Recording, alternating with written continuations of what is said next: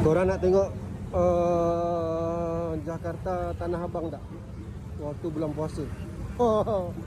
Tapi jangan kasih viral tau. Cukup kita je tahu. Orang tengok ni. Dia orang relax je. Sokok makan.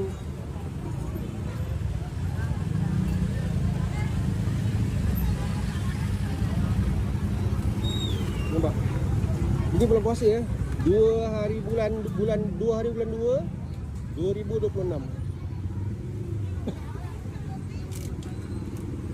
Tengok laki bini anak beranak makan lamba dia orang kat sini.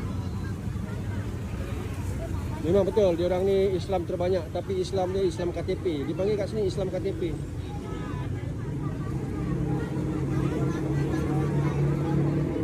Dia punya agama dia memang lemah. Aku cakap betul-betul ni. Orang nak kecam aku, kecam lah. Okay, orang Indonesia nak kecam lah.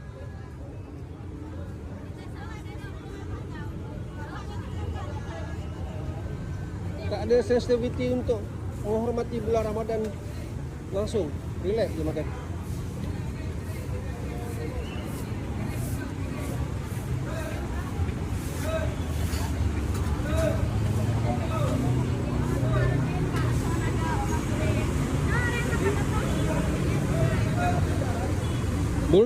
Beruntunglah kita dekat Malaysia beruntung. Bak kata Ustaz Abdul Somad beruntung masih ada sistem diraja lagi. Masih ada sistem raja-raja.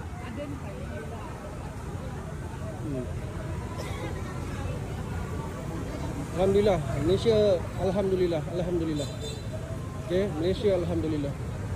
Bersyukur duduk Malaysia, kita orang Malaysia bersyukurlah kita. Inilah keadaan Jakarta Tanah Abang bulan puasa. Okey, aku bukan nak aibkan, bukan, cuma nak bagi tahu untuk kesedaran. Jabatan agama dia orang ni memang ke laut. Sepatutnya bulan puasa ni ini bulan puasa tau.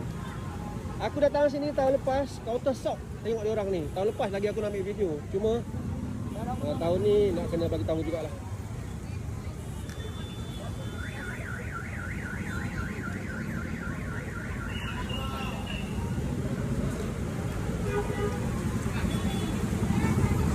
Masya Allah.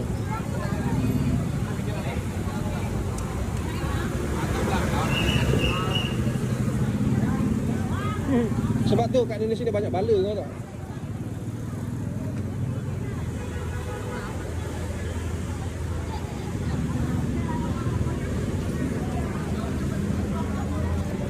Sebab tu kat Indonesia ni banyak bala.